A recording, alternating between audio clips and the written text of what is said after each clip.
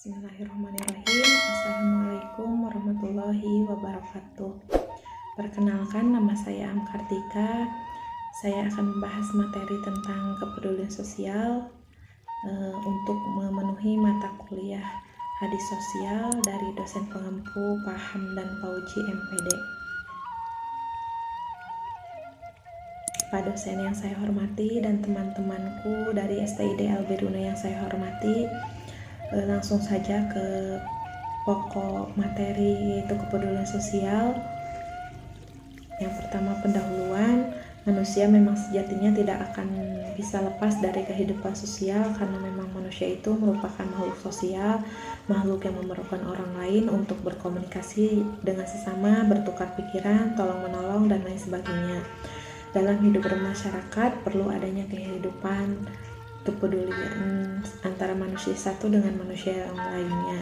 Rasulullah pun mengajak umatnya untuk peduli kepada sesama makhluk Allah dan saling gotong royong untuk saling membantu dan meringankan penderitaan orang lain.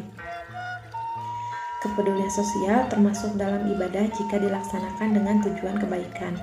Kepedulian sosial dapat diartikan sebagai sikap memperhatikan urusan orang lain. Banyak yang belum mengetahui pentingnya memahami kepedulian sosial ini, tetapi kenyataan sekarang masih banyak orang yang kurang peduli terhadap permasalahan sosial sehingga tatanan sosial menjadi kurang seimbang yang mengakibatkan banyak terjadinya kekacauan seperti perampokan, pencurian, dan lain-lain.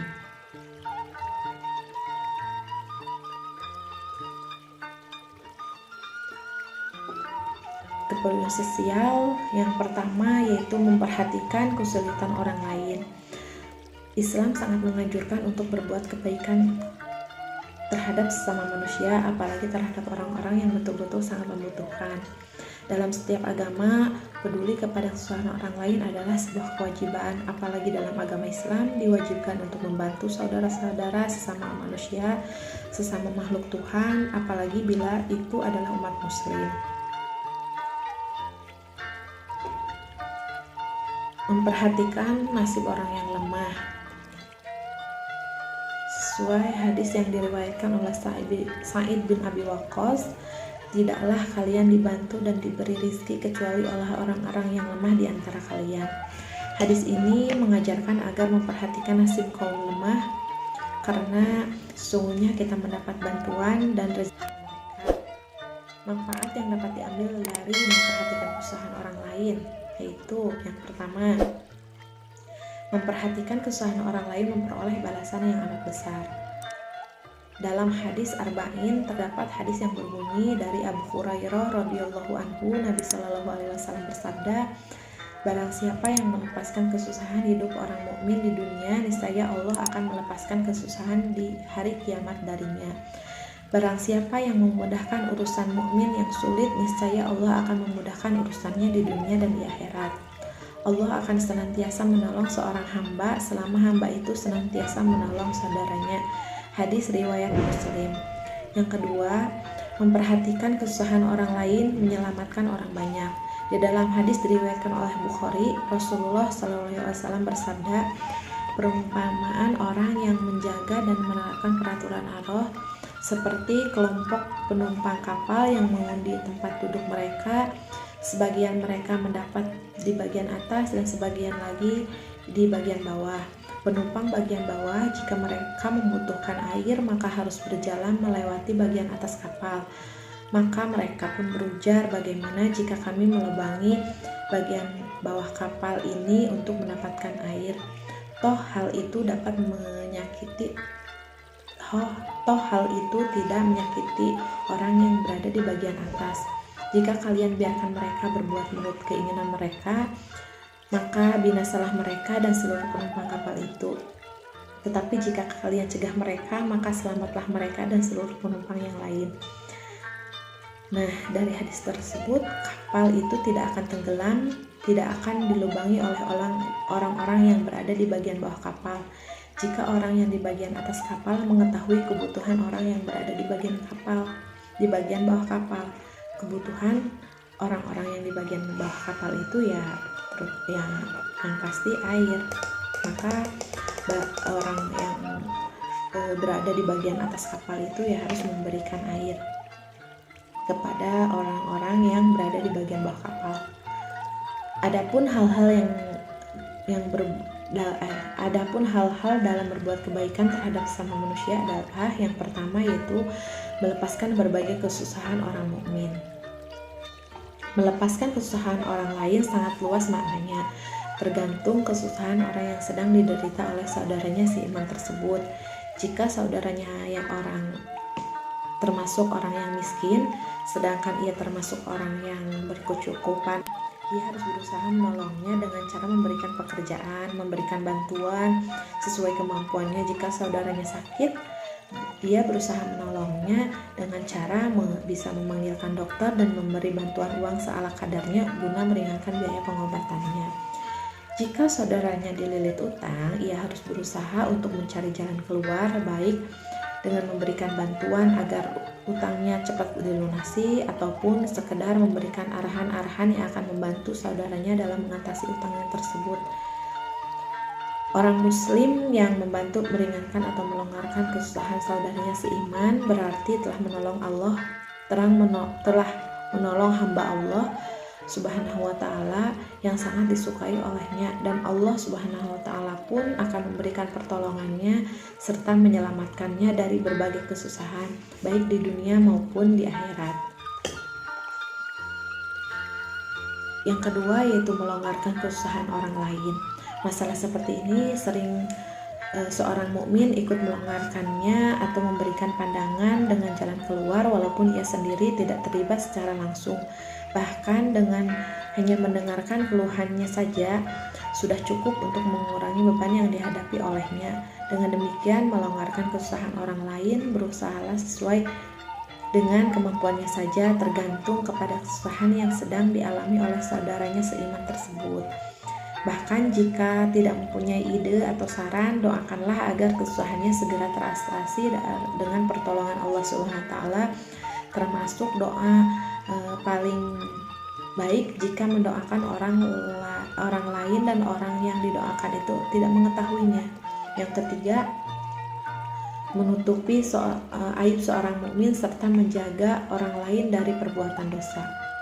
Orang mukmin pun harus berusaha menutupi aib saudaranya. Ia harus berusaha menjaga rahasia saudaranya, apalagi jika ia tahu bahwa saudaranya tersebut tidak senang kalau aib atau rahasianya diketahui orang lain. Namun demikian, sebaliknya jika aib tersebut berhubungan dengan kejahatan yang telah dilakukannya, ia tidak boleh menutupinya. Jika hal itu dilakukan, berarti ia telah menolong orang lain dalam hal kejahatan, sehingga orang tersebut terhindar dari hukuman. Perbuatan itu sangat tidak dibenarkan dalam Islam dan sangat tercela. Sebagaimana firman Allah Subhanahu wa ta'ala dalam Quran surat Al-Maidah ayat 2, yaitu awanu alal ismi wal udwan. Janganlah kamu saling menolong dalam dosa dan permusuhan. Dengan demikian, jika melihat seseorang akan melakukan kejahatan atau dosa, setiap mukmin harus berusaha untuk mencegahnya dan menasehatinya. Jika orang tersebut sudah terlanjur melakukan perbuatan dosa, suruhlah untuk bertobat karena Allah Subhanahu wa ta'ala Maha Pengampun dan Maha Penerima Tobat. Tindakan itu termasuk pertolongan juga karena berusaha menyelamatkan seseorang dari azab Allah Subhanahu wa ta'ala. Itulah makna lain dari menutup aib kaum muslimin, yakni menutupi agar saudaranya tidak terjerumus ke dalam kesesatan dari dosa. Orang yang berusaha untuk menutupi aib saudaranya, maka Allah pun akan menutupinya agar tidak melakukan perbuatan yang dilarang Allah di dunia, sehingga ia tidak mendapatkan siksa di akhirat. Yang keempat yaitu Allah Subhanahu wa ta'ala senantiasa akan menolong hambanya selagi hambanya menolong saudaranya. Misalnya dengan memberikan bantuan materi, hendaknya ia tidak merasa khawatir ia akan terjatuh miskin atau tertimpa kesusahan. Sebaiknya ia harus berpikir bahwa segala sesuatu yang ia miliki adalah milik Allah Subhanahu wa ta'ala.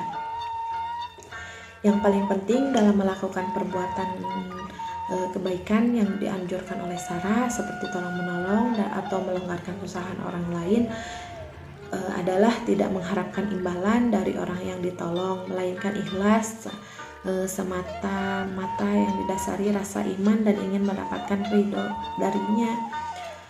Yang kedua yaitu meringankan beban penderitaan orang lain.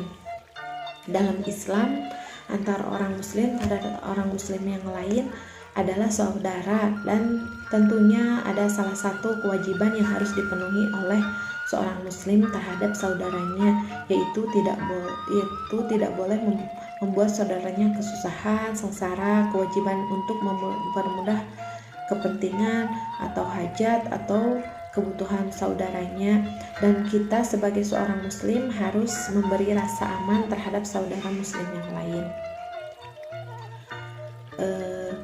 Mungkin itu yang materi pembahasan tentang kepedulian sosial. Adapun kesimpulan dari materi tersebut yaitu dalam Islam manusia tidak bisa hidup seorang diri, karena manusia itu mempunyai sifat bersosialisasi di dalam masyarakat. Sesama muslim harus saling membantu dan tolong menolong dalam kesulitan agar selalu memperhatikan kesusahan saudara-saudaranya. Yang pertama yaitu memperhatikan kesulitan orang lain, yang misalnya memperhatikan nasib orang yang lemah, karena sesungguhnya kita mendapat bantuan dan rezeki berkat peranan mereka. Yang kedua yaitu meringankan beban penderitaan orang lain. Sebaiknya dalam membantu penderitaan orang lain, seorang muslim sebaiknya mengutamakan orang yang sedang kesusahan atas dirinya sendiri, sekalipun mereka dalam keadaan kesusahan juga. Mungkin itu yang dapat saya sampaikan. Kurang dan lebihnya saya mohon maaf. Mohon maaf yang sebesar-besarnya bila dalam penyampaian materi ini banyak kesalahan, dan saya juga menunggu saran dari teman-temanku semuanya. Wabillahi taufiq wal hidayah. Wassalamualaikum warahmatullahi wabarakatuh.